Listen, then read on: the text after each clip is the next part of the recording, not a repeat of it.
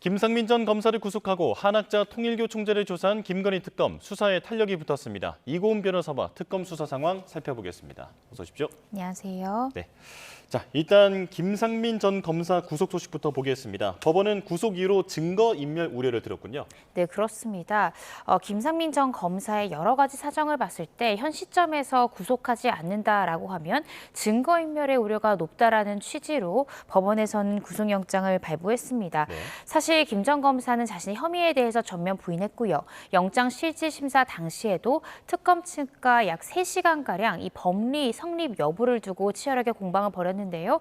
일단 법원에서는 혐의 부분에 대해서도 이른 소명된다라는 전제하에 증거인멸의 우려가 농후하기 때문에 현 시점에서 구속이 필요하다라는 취지로 영장을 발부한 그런 상황입니다. 네. 그런데 김 전 검사가 극단적 선택을 할 위험이 있다라는 부분도 있던데 어떤 얘기입니까? 네, 특검의 주장인데요. 김 전 검사의 심리 상태를 고려했을 때 극단적 선택의 가능성이 있다. 따라서 현 시점에서 구속하지 않는다면 안타까운 결과가 발생할 수도 있기 때문에 구속을 신속히 해야 된다라는 취지의 주장이었습니다. 저도 검사로서 사건을 수사하다 보면 압수수색 과정에서 유서가 발견되거나 이러는 등의 만약에 이 사람을 불구속 상태에서 수사나 재판을 받게 했을 때는 극단적인 선택의 가능성이 있다라고 판단될 때는 구속영장을 적극적으로 청구하기도 하거든요. 또 이러한 사정 등을 영장 발부의 필요성으로 적시하기도 하는데 아마도 특검에서는 이런 부분들 또한 구속이 필요한 한 가지의 사유다라고 주장한 것으로 보여집니다. 예. 조금 전 법원은 김상민 전 검사의 혐의가 어느 정도는 소명이 되고 그에 따른 증거인멸 우려가 인정이 된다라고 말씀을 판단했다라고 말씀을 해주셨는데 사실 김 전 검사는 뇌물이나 청탁금지법 위반이 아니다라고 주장을 해왔는데 어떤 논리를 내세운 겁니까? 네, 김 전 검사가 여러 가지 이야기를 했는데요. 일단 첫 번째는 특검의 수사 대상이 아니다라는 취지의 주장도 했고요. 또 이 청탁금지법상 이 청탁금지법에 해당이 되려면 그 금품이 공직자나 공직자의 배우자에게 전달되어야 하는데 지금 특검이 규명한 것은 김건희 씨의 친오빠, 그러니까 이 김진우 씨에게 간 것까지는 밝혔지만 김진우 씨에서 김건희 씨에게 전달됐다라는 것이 입증되지 않았다라는 점을 강조했습니다. 예. 뿐만 아니라 이 청탁금지법상의 형사처벌의 대상이 되려면 결국 1회에 100만 원을 초과하는 금품이 되어야 하는데 현재 그 그림에 대해서는 위작이다라는 평가가 이어지는 만큼 해당 그림의 가치가 100만 원을 초과한다라는 입증이 없기 때문에 청탁금지법상의 형사처벌의 대상이 되어서는 안 된다라는 등의 주장을 했습니다. 자, 지금 실제 공천 과정에서 김건희 씨의 입김이 있었는지도 이제 앞으로 수사의 주요 줄기가 될 텐데 어떻게 규명할 수 있을까요? 네, 이와 관련해서 이제 관련자들에 대한 수사를 굉장히 신속하게 진행할 것 같습니다. 현재 언론에 이제 공개된 부분은 명태균 씨의 진술이 있었죠. 명태균 씨에 따르면 김 여사가 창원 의창구에 김상민 검사가 당선될 수 있도록 도와줘라. 그러면 선거 이후에 장관 또는 공기업의 사장 자리를 주겠다라는 취지의 김 여사의 이야기가 있었다라고 진술한 바 있습니다. 이에 따라서 특검에서는 이 작년 이 총선의 공천 관련한 관련자들에 대한 수사도 속도를 낼 것 같고요. 예. 뿐만 아니라 국정원의 법률 특보로 김상민 전 검사가 임명된 과정, 그리고 그 과정에 가담한 이 참고인들에 대한 수사도 속도를 내지 않을까 싶습니다. 그런데 김상민 전 검사는 공천 심사 탈락한 이후에 국정원 자리로 가게 된 것은 내가 윤석열 전 대통령에게 능력을 인정받았기 때문이다라고 주장하고 있는 거잖아요. 네, 그렇습니다. 특검에서는 이 고가의 그림을 주었기 때문에 그 대가로 국정원에 가든 혹은 공천에서 김 여사의 입김이 있었던 것이 아니냐라는 취지로 주장을 했지만 결국 김 전 검사는 수사 단계에서 계속해서 그런 것이 아니라 자신의 능력을 인정받았기 때문에 그 자리에 간 것일 뿐이지 그 그림은 결국 김진우 씨가 그림을 좀 사다 달라라는 이 중개 요청에 따른 대신 나는 사서 전달했을 뿐이다라는 취지의 주장을 계속 이어가고 있는 그런 상황입니다. 네. 그런데 구속심사에서 이 그림의 위작 여부를 두고도 치열한 공방이 벌어졌다고 하는데 위장 여부가 왜 중요한 겁니까? 네, 일단은 그 그림의 대가를 어느 정도로 산정하느냐가 청탁금지법 위반의 형사처벌 대상이 되느냐에 굉장히 중요한 포인트고요. 네. 저는 지금 현재 시점에서는 구속영장이 발부가 됐지만 이후 재판 과정에서 충분히 법리상 다툼의 소지가 있다라고 개인적으로 생각하고 있습니다. 그 이유는 지금 이 김상민 전 검사가 김진우 씨에게 건넨 이 이완화백의 그림이 한 곳에서는 진품이다라는 판정이 나왔지만 두 곳에서는 위작이다라는 이야기가 나왔습니다. 그럼 추후에 재판 과정에서도 또다시 감정을 맡길 것이고요. 지금 만약에 이것이 위작이다라는 최종 결론이 났을 때 이 위작의 작품의 가치가 과연 100만 원을 초과하느냐가 굉장히 또 중요한 관건이 될 수 있습니다. 예. 100만 원이 넘지 않는다라고 하면 이것은 형사처벌 대상이 아니라 과태료 사안에 불과하고요. 적어도 100만 원은 넘기는 위작이어야만 그 대가가 충분히 청탁금지법 위반 상의 이 형사처벌 대상이 될 수 있기 때문에 이런 부분도 충분히 공방이 될 수 있고 또 지금 특검에서는 현 시점에는 청탁금지법 위반으로만 보았지만 이후 수사를 계속 이어가면서 뇌물죄로도 기소할 수 있다라는 가능성 열어두고 있습니다. 뇌물죄 같은 경우에 넘어간 금품의 대가가 3천만 원을 넘는 경우에는 또 특가법이라는 다른 죄명을 더 적용할 수 있고 가중처벌의 대상이 될 수 있기 때문에 결국 그 그림이 진품인지 또 가품인지 가품이라고 한다면 그 가치가 어느 정도가 될지 이런 부분들이 추후에 계속해서 수사가 필요한 그런 부분입니다. 네. 100만 원이 중요한 기준이 된다라고 또 이제 이해를 할 수 있을 것 같은데 만약 100만 원 이상인 경우라면 진품이든 가품이든 지금 김상민 전 검사가 이걸 진품인 줄 알고 건넸는지 위작인 줄 알고 건넸는지도 혹시 나중에 형량에 어떤 영향이 있습니까? 그런데 관련한 판례가 있는데요. 현직 부장판사에게 고가의 골프채다라고 이야기를 해서 그 판사가 받을 때는 수천만 원 상당의 골프채인 줄 알고 받았는데 이 뇌물죄로 수사를 하다 보니까 50만 원밖에 되지 않는 가짜 골프채였던 겁니다. 예. 그때 법원은 실제 받는 사람이 수천만 원짜리인 줄 알고 받았다 하더라도 실제 그것이 가품이고 가치가 52만 원밖에 되지 않는다면 결국 뇌물수수의 대가는 52만 원 상당의 금품을 받은 것으로 평가해야 된다라는 취지의 판례가 있었거든요. 예. 그래서 이런 것들로 봤을 때 실제 이것이 진품이다라고 해서 샀다 하더라도 실제적 가치가 위작이고 그 위작의 가치가 지금 1억 4천만 원에 미달된다라고 한다면 사실상 그 가치가 현저하게 낮게 평가될 가능성도 충분히 있다라는 생각이 들어서요.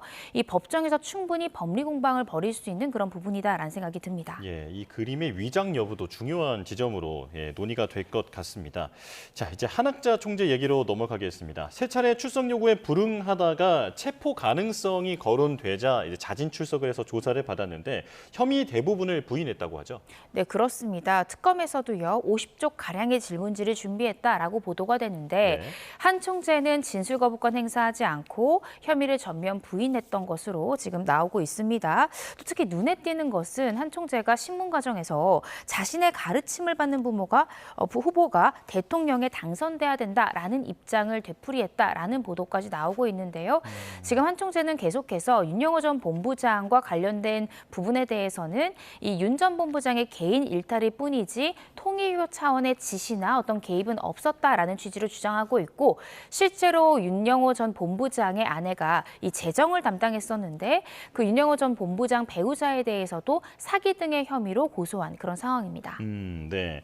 하지만 전달자로 지목된 윤영호 전 세계본부장의 증언은 다릅니다. 어제 첫 재판이 있었는데 권성동 의원과 김건희 여사 측에 이제 금품을 전달을 했고 선물 구매에 쓴 돈이 어디서 났는지는 모르겠다라고 얘기를 했거든요. 그런데 어쨌든 개인의 일탈은 아니다라는 입장인데 이게 향후 한학자 총재에게는 불리하게 작용을 하겠죠. 네, 그렇습니다. 한 총재 아마 조사 과정에서도 윤 전 본부장이 수사 단계 때 했던 이 조서 내용을 토대로 강하게 추궁 조사가 일어났을 가능성이 굉장히 높을 것 같은데요.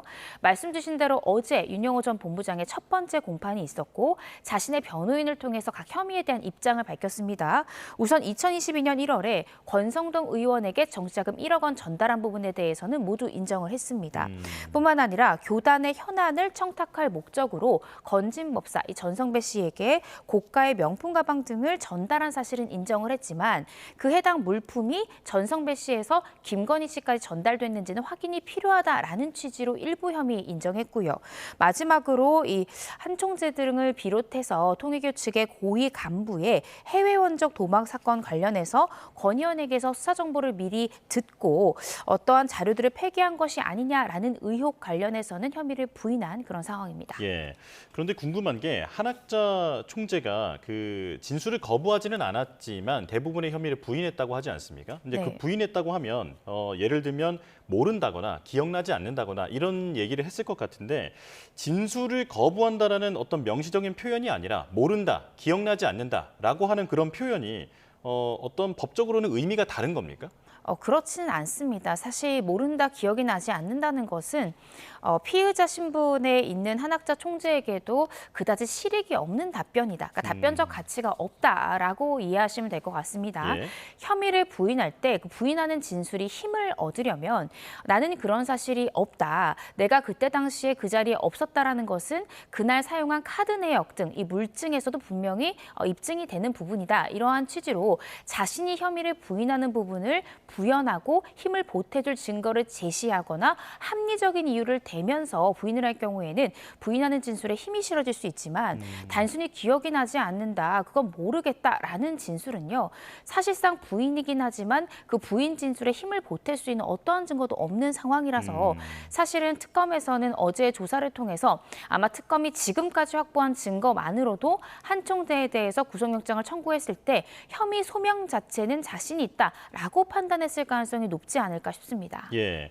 자, 특검은 이제 구속영장 청구를 예고한 상황인데 시점은 언제가 될 거로 보십니까? 저는 빠르면 오늘도 구속영장 청구될 수 있다고 생각이 듭니다. 예. 어제 한 총재에 대한 조사는요, 사실상 형식적인 조사였다라는 생각이 들고 50장가량의 질문지가 길다라고 느껴지실 수도 있지만 사실 중요 사건에 대해서 50장 정도의 질문지 그리고 단 몇 시간 안에 그 질문지를 모두 소화했다라는 것은 심층적인 특검이 가지고 있는 증거를 모두 저는 오픈하지 않았다는 생각이 들거든요. 예. 그래서 한 총재가 진술을 거부하거나 혹은 진술하더라도 그 진술이 길어지는 것, 그 모든 것을 감안해서 한 번의 조사로 끝나고 바로 구속영장을 청구하기 위해서 준비를 하고 있었을 가능성이 굉장히 높다라고 저는 개인적으로 생각하기 때문에 저는 빠르면 오늘도 한 총재에 대한 구속영장 청구가 신속하게 일어날 수 있다라는 생각이 듭니다. 예. 그렇다면 법원은 어떻게 판단할지가 궁금한데 상당히 고령이고 그리고 또 종교 지도자라는 점도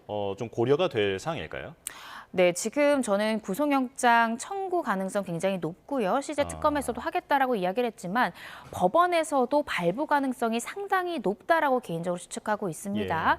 결국 영장전담 판사가 고민할 것은 두 지점인데요.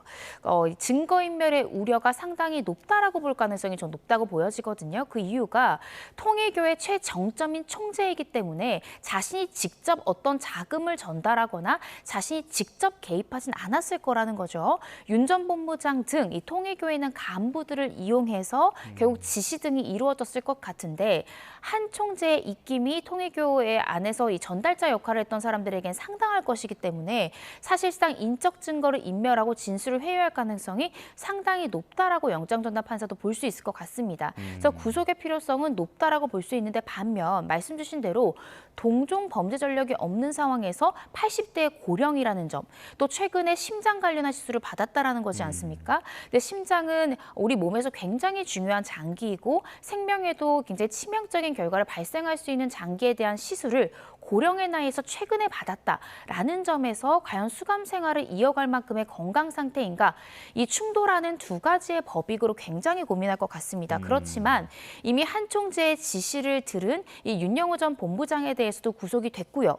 또 한 총재의 공범이라고도 볼 수 있는 권상동 의원에 대해서도 구속영장이 이미 발부가 됐기 때문에 전달자조차 지금 구속된 상황에서 가장 최정점에 있는 사람의 불법성은 상당히 높을 수 있다라고 판단 판단할 가능성이 높기 때문에 구속영장 발부 가능성이 조금 더 높지 않을까 싶습니다. 예, 지금 말씀해주신 내용을 정리를 하면 지금 권성동 의원이 구속이 된 것은 이제 돈을 받았다라고 알려져 있는 사람이 구속이 된 거잖아요. 네. 그리고 이제 돈을 준 사람, 그러니까 한학자 총재가 이제 구속 심사를 곧 받게 될 수도 있는 그런 상황인데 이런 수사를 관련해서 해보시다 보면 이제 뇌물의 그 물건이라든지 현금이라든지 이런 게 발견되지 않는 사례도 상당히 많죠. 거의 발견되지 않습니다. 뇌물 수사 같은 경우에는 실질적으로 뇌물을 주는 사람도 받는 사람도 추적이 되지 않도록 보통 현금으로 넘기는 경우가 통상적이거든요. 예. 그래서 큰 쇼핑백, 그러니까 돈이 들었을 것이라고 추정되는 쇼핑백을 들고 카페로 향하는 CCTV 영상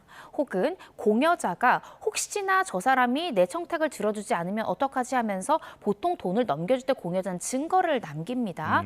메모랄지 아니면 넘기기 직전에 쇼핑백에 이 돈다발이 든 사진이랄지 이런 것들에 대한 물증을 남기는 것인데 이런 것들을 토대로 공여자의 자백 진술을 더해서 기소하는 것이 통상적이기 때문에요.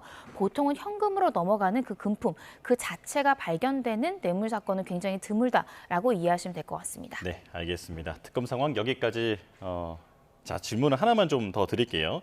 자, 지금 통일교가 투트랙으로 김건희 씨와 윤석열 전 대통령에게 어떤 뇌물을 건넨 것 이렇게 지금 특검은 보고 있는 건데 그러니까 김건희 씨와 윤석열 전 대통령과의 그 어떤 이제 연결 관계가 있을 거 아니에요. 뇌물이 네. 어떤 방식으로 전달이 됐는지 이런 부분에 대해서도 하나하나 규명이 필요한 상황이죠. 네, 그렇습니다. 지금 김건희 씨가 받았다라고 특검이 보고 있는 고가의 물품들도 결국 이러한 이 통일교의 현안을 해결하기 위해서는 김건희 씨는 공무원이 아니었고 대통령이 아니었기 때문에 최종적으로는 대통령이 힘을 써줘야 되는 그런 부분이니까요. 결국 공범 관계에 대한 규명이 필요한 그런 상황입니다. 네, 알겠습니다. 자, 특검 수사 상황 여기까지 듣겠습니다. 이고은 변호사와 함께했습니다. 고맙습니다.